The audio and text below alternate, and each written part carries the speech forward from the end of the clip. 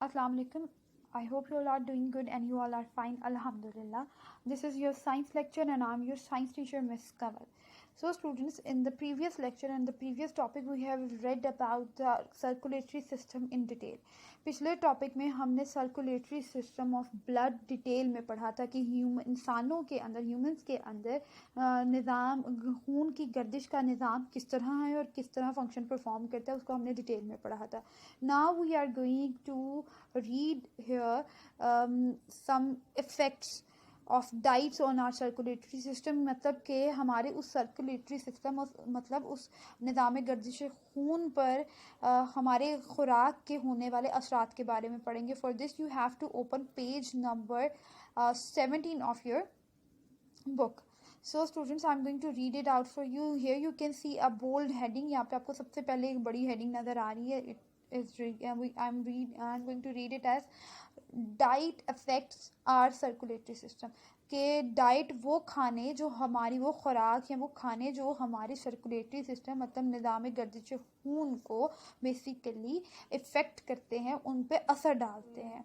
और I am going to start with reading. यहाँ पे हम रीडिंग से स्टार्ट करेंगे. Our diet and lifestyle affect our circulatory system.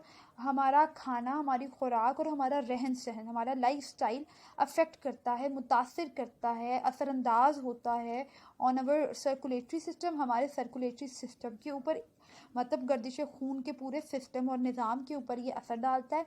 And causes many disease, और बहुत तरह की डिजीज़ कॉज करता है, बहुत तरह की अलग अलग बीमारियां कॉज करता है, वजह बनता है. जैसे कि हार्ट अटैक मतलब दिल का दौरा पड़ता है. ब्लड प्रेशर मतलब आपका ब्लड प्रेशर, खून का जो दबाव है, बहाव है, बहुत तेज़ हो जाता है. फिर डायबिटीज़ जिसको हम उर्दू में शुगर भी कहते हैं और लबलबा भी कहा जाता है. एंड एस्थमा मतलब दमे के मर्ज में जिसमें सांस लेने में मुश्किल आती है, और एक्सेट्रा, और बहुत सी भी बीमारियां इसकी वजह से कॉज होती हैं. So we are going to read heart attack here. हम यहाँ पे हार्ट अटैक को डिटेल में पढ़ेंगे. सो हार्ट अटैक को मायोकार्डियल इन्फ्रेक्शन कहा जाता है. मतलब हार्ट अटैक को साइंस की लैंग्वेज में मायोकार्डियल इन्फ्रेक्शन कहा जाता है, ये इसका नाम है. The heart is made of muscle cells. Heart आपका मसल सेल से मिलकर बना होता है. The cells just like other sales in the body must receive oxygen and food through circulatory system. और आपके हार्ट के सेल्स भी बाकी जिस्म के सेल्स और खुलियों की तरह ऑक्सीजन और फूड रिसीव करते हैं, वसूल करते हैं, हासिल करते हैं थ्रू सर्कुलेटरी सिस्टम, इसी निज़ाम गर्दिश खून की मदद से.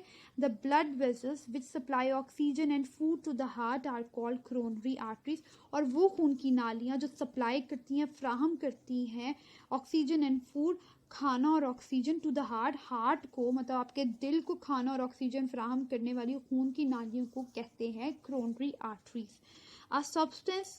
अ हार्ड सब्सटेंस एक सख्त मटीरियल, और आप कह सकते हैं सख्त मादा, can build up in the walls of the coronary arteries. आपकी दिल की कोरोनरी आर्टरीज में जब कभी की दीवारों में जब कभी एक सख्त मादा जमा हो जाता है, बिल्डअप हो जाता है, इकट्ठा हो जाता है या बन जाता है, इसको हम कहते हैं plaque.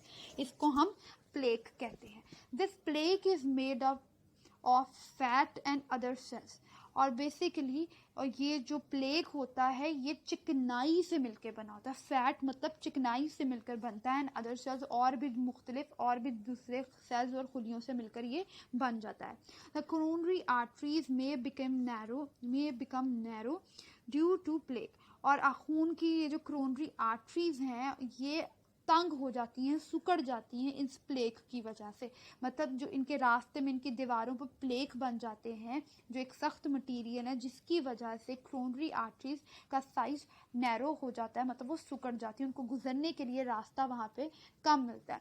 Sometimes the blood clot forms on the plaque and blocks coronary artery. और बाज़ समटाइम्स कभी कभार ऐसा भी होता है, अ ब्लड क्लॉट एक खून का क्लॉट मतलब एक खून का लोथड़ा, मतलब एक खून का टुकड़ा छोटा सा फॉर्म्स ऑन द प्लेक. और उस प्लेक के ऊपर, उस प्लेक की साइड्स पे या उसके ऊपर वो खून का लोथड़ा जम जाता है या बन जाता है. एंड ब्लॉक्स वो रोक देता है कोरोनरी आर्टरीज का रास्ता, और कोरोनरी आर्टरी को पूरी तरह वो रोक देता है, बंद कर देता है. Due to this the blood can not reach a part of the heart. और जिसकी वजह से खून जो है, blood can not reach a part of the heart, और खून दिल के किसी हिस्से तक नहीं पहुंच पाता. This part of the heart begins to die due to lack of oxygen and food. जिस तरह हम इंसान खाने और ऑक्सीजन के बगैर मर जाएंगे, उसी तरह हार्ट का वो हिस्सा जिसमें कोरोनरी आर्टरी का ब्लॉकेज हो गया, वहाँ रास्ता रुक गया और वहाँ पर खून नहीं पहुंच पा रहा, तो वो हिस्सा हार्ट का because of lack of oxygen and food, खाने और फूड और मतलब खाने और खुराक और ऑक्सीजन की कमी की वजह से वो मरना शुरू हो जाता है. और the death of the part of heart is called a heart attack. और मायोकार्डियल इन्फ्रेक्शन और हार्ट के किसी हिस्से की मौत या उसकी डेथ, उसका मर जाना या उसका काम करना छोड़ देना हार्ट अटैक कहलाता है, या फिर मायोकार्डियल इन्फ्रेक्शन कहा जाता है, उसको दिल का दौरा कहा जाता है. If too much heart muscles die, और अगर ऐसा हो जाए कि हार्ट के बहुत ज़्यादा मसल्स मरना शुरू हो जाएं, the heart is unable to pump the blood, फिर हार्ट जो दिल है वो खून को पंप करने के काबिल नहीं रहता, and the person could die, और ऐसी सूरत में वो इंसान मर भी सकता है. हार्ट अटैक सिम्टम्स में इंक्लूड, हार्ट अटैक की जो अलामात हैं या जो ज़ाहिर चीज़ें हो रही होती हैं जिनकी वजह से आप अंदाज़ा लगा सकते हैं कि हार्ट अटैक आ रहा है, तो उसमें कुछ इस तरह है. चेस्ट पेन, सीने में दर्द का होना, शॉर्टनेस ऑफ ब्रेथ, सांस का फूल जाना, मतलब आप गहरे गहरे सांस लेना, थोड़ा सा चलने से या उठने बैठने कोई भी काम करने से आपकी सांस का फूलना, एंड हैवी स्वेटिंग, बहुत ज़्यादा पसीने का आना एक्सेट्रा, और भी बहुत सारी इसकी अलामत होती हैं. Which is a medical emergency, जिसका मतलब है कि आपको फौरी मेडिकल मतलब तिब्बी इमरजेंसी मदद की ज़रूरत है. कॉल 1122 और अनदर एम्बुलेंस. और आप सबको पता है अगर किसी को ऐसी कोई सिम्टम आपको शो हो तो आपने फौरी 112 पर कॉल करनी है या फिर किसी भी और एम्बुलेंस की सर्विस को कॉल करनी है. So here in the yellow box I am going to tell you that how we can avoid heart diseases. हम किस तरह दिल की बीमारियों से बच सकते हैं. Act upon the following tips and keep your heart and blood vessels healthy. कहते हैं कि जी आप नीचे दी गई चंद इंपॉर्टेंट टिप्स और मशवरों पर अमल करें और आप खुद भी, आपका दिल भी और आपकी ब्लड वेसल्स भी हेल्दी और सेहतमंद रह सकती है. Take food high in fibre and low in fat. ऐसे खाने का इस्तेमाल करें, ऐसी खुराक का इस्तेमाल करें जिसमें फाइबर ज़्यादा हो और लो इन फैट, और जिसमें चिकनाई कम हो. Take regular exercise to increase blood circulation throughout your body. और आप रोज़ाना वर्जिश करें to increase blood circulation throughout your body, ताकि खून की गर्दिश आपके पूरे जिस्म में मुकम्मल तौर पर बढ़ती जाए और प्रॉपर होती रहे. डोंट स्मोक, सिगरेट ना पिए. Smoking can increase your blood pressure, और स्मोकिंग आपका ब्लड प्रेशर भी इंक्रीज कर सकती है. So students, now kindly open page number 18 of your science book. अपनी साइंस की बुक का पेज नंबर 18 ओपन करें. Now you can see here a heading high blood pressure और hypertension. ब्रैकेट में हाइपरटेंशन भी लिखा हुआ है. आपके घर में या इर्द गिर्द आप लोगों को ब्लड प्रेशर का एक लफ्ज़ हमेशा आपको सुनने को मिलता है, जिसका मतलब आप लोग अभी इतनी डिटेल में नहीं समझते. Now I am going to tell you in detail here. अब हम यहाँ पे इसके बारे में डिटेल में बात करेंगे. हाई ब्लड प्रेशर एक बीमारी है जिसको हम हाइपरटेंशन भी कहते हैं, जो ब्रैकेट में लिखा हुआ है, मतलब साइंस की लैंग्वेज में इसको हाइपरटेंशन भी कहते हैं. So I am going to read it out. हम इसकी रीडिंग करते हैं. High blood pressure is a disorder of circulatory system. High blood pressure के आपके ब्लड का प्रेशर हाई रहना, मतलब बढ़ा हुआ रहना का मतलब इज़ अ बीमारी, इज़ अ डिसऑर्डर, ये एक बीमारी होती है. और ऑफ सर्कुलेटरी सिस्टम, आपके खून की गर्दिश के जो निज़ाम में ये एक बीमारी होती है, जिसका मतलब है कि आपके ब्लड का प्रेशर अक्सर बढ़ जाता है. सो blood pressure is the amount of force exerted by blood against the walls of the arteries. मतलब ब्लड प्रेशर वो अमाउंट होती है, वो मिकदार होती है ताकत की, फोर्स की, मतलब कितनी ताकत और फोर्स लग रही है, एक्सर्टेड डाली जा रही है, लग रही है बाय ब्लड, खून से, against the walls of the arteries, के जिन आर्टरीज में से वो खून गुजरता है उसकी वॉल पर गुजरते हुए वो ब्लड कितनी फोर्स लगा रहा है और कितनी ताकत लगा के गुजर रहा है, ये ब्लड का प्रेशर होता है. नॉर्मली ब्लड प्रेशर हर इंसान के अंदर मौजूद होता है. If the blood pressure of a person remains above the normal value, अगर किसी इंसान का ब्लड का प्रेशर यानी उसका blood pressure remains above the normal value, अगर वो नॉर्मल वैल्यू जो कि आम वैल्यू है, जो कि बिल्कुल सही वैल्यू है, जो हर इंसान का होना चाहिए, अगर उस अमाउंट से आपका ब्लड का प्रेशर किसी भी इंसान का बढ़ जाता है, the condition is called the high blood pressure और हाइपरटेंशन। और नॉर्मल वैल्यू से अगर आपके ब्लड प्रेशर की रीडिंग ज़्यादा आती है तो फिर उस कंडीशन में, उस हालत में आप कहेंगे कि ये हाई ब्लड प्रेशर है या फिर हाइपरटेंशन है।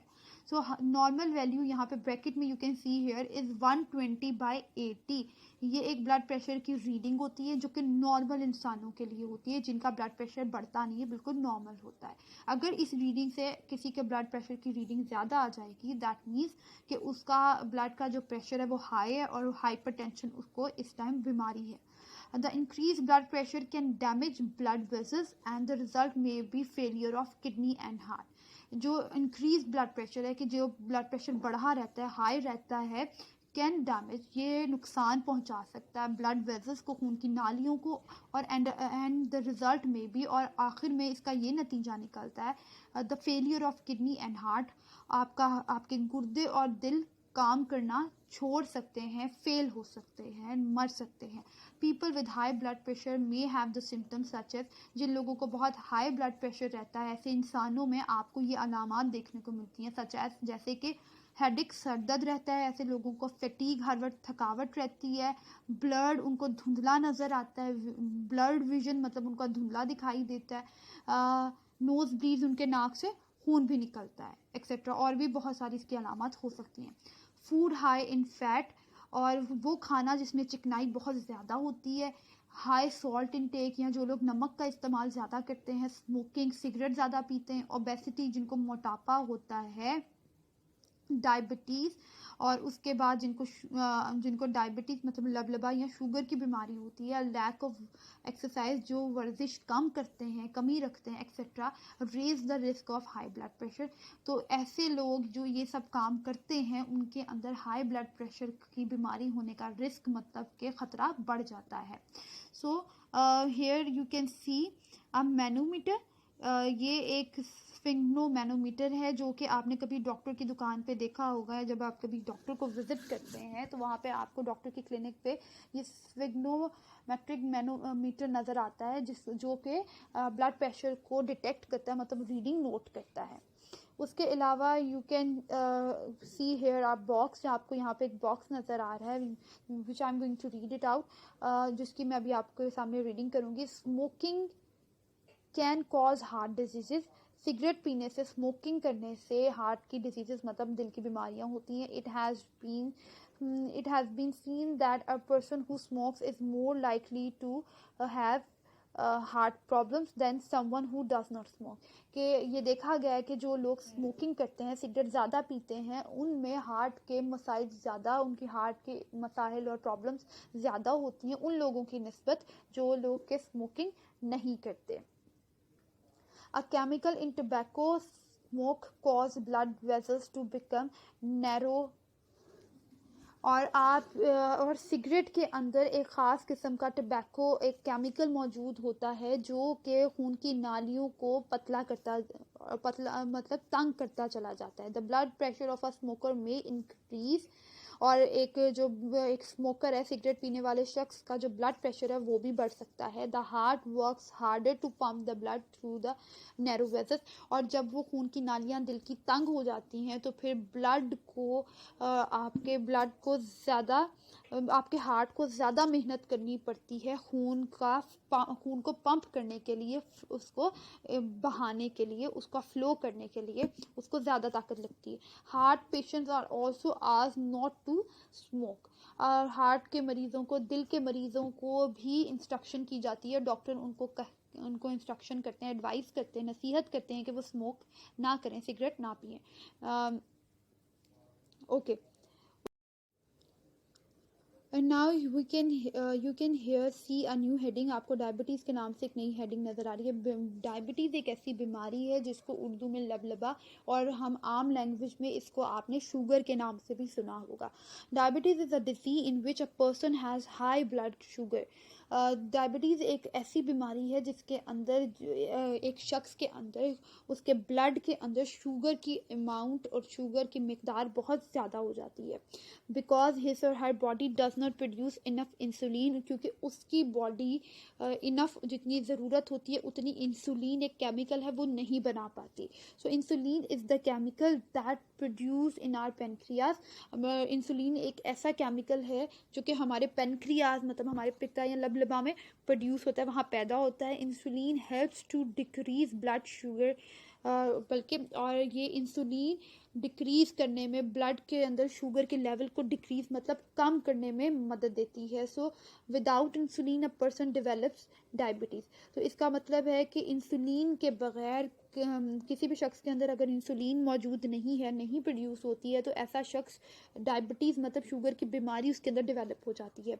So otherwise loss of weight, उसके अलावा वज़न का बहुत तेज़ी से कम होना, फ्रीक्वेंट यूरिनेशन बहुत ज़्यादा पेशाब का आना या वो यूरिन का आना, बार बार वॉशरूम जाना, एक्सेसिव थर्स्ट बहुत ज़्यादा प्यास का लगना, एंड हंगर बहुत ज़्यादा भूख का लगना एक्सेट्रा, और बहुत सारी ये सब चीज़ें ये सब डायबिटीज़ की मतलब शुगर की अलामात होती हैं. उसके अलावा if the patient does not control the level of the blood sugar, और अगर एक मरीज़ अपने ब्लड के अंदर शुगर के लेवल को कंट्रोल नहीं कर पाता, he she may be at the risk of loss of eyesight. तो वो हर वक्त इस ख़तरे में मुब्तला रहता है कि उसकी नज़र चली जाएगी, नज़र बंद हो जाएगी, एंड हेयरिंग उसको सुनना ख़त्म हो जाएगा, हार्ट अटैक, इसके अलावा उसको दिल का दौरा पड़ सकता है, गम डिजीज़, और उसको मसूड़ों की बीमारियां भी हो सकती हैं. उसके अलावा किडनी डिसऑर्डर, उसके अलावा उसके गुर्दों के साथ भी मसाइल और बीमारियां हो सकती हैं एक्सेट्रा, और भी बहुत सारे इसके नुकसानात हैं. A person can control his or her blood sugar level by taking medicine, eating proper diet and taking exercise. कोई भी शख्स अपने ब्लड के शुगर के लेवल को कंट्रोल कर सकता है, उस पर काबू पा सकता है, उसको नॉर्मल रख सकता है बाय टेकिंग मेडिसिन. वो प्रॉपर दवाई का इस्तेमाल करे, अद्वियात प्रॉपर ले, ईटिंग प्रॉपर डाइट, मुतवाज़न और प्रॉपर और बिल्कुल मुनासिब खुराक और ग़िज़ा खाए, एंड टेकिंग एक्सरसाइज, उसके अलावा प्रॉपर एक्सरसाइज करें. And here is a yellow box which I am going to read it for you. उसके अलावा हमारे पास एक लास्ट में एक येलो बॉक्स है जिसकी मैं अभी आपके सामने पढ़ूँगी. Carbohydrates have a big impact on our blood sugar level. Carbohydrates एक ऐसे न्यूट्रिएंट्स हैं जो आपके खाने और आपके फूड में शामिल होते हैं. सो बेसिकली आपके ब्लड के शुगर के लेवल के अंदर सबसे ज़्यादा कार्बोहाइड्रेट्स का इम्पैक्ट और असर होता है. Extra fats are not good. उसके अलावा अगर आप बहुत ज़्यादा चिकनाई इस्तेमाल कर रहे हैं तो वो भी आपके लिए अच्छी नहीं है. To take these foods carefully, हमें ध्यान देना चाहिए कि हम कौन सा खाना किस तरह खा रहे हैं. Some vegetables and fruits are useful for a diabetic patient. उसके अलावा कुछ सब्जियां और फल ऐसे होते हैं जो शुगर के पेशेंट्स के लिए बहुत ज़्यादा फ़ायदेमंद होते हैं और उनके लिए बहुत अच्छे होते हैं.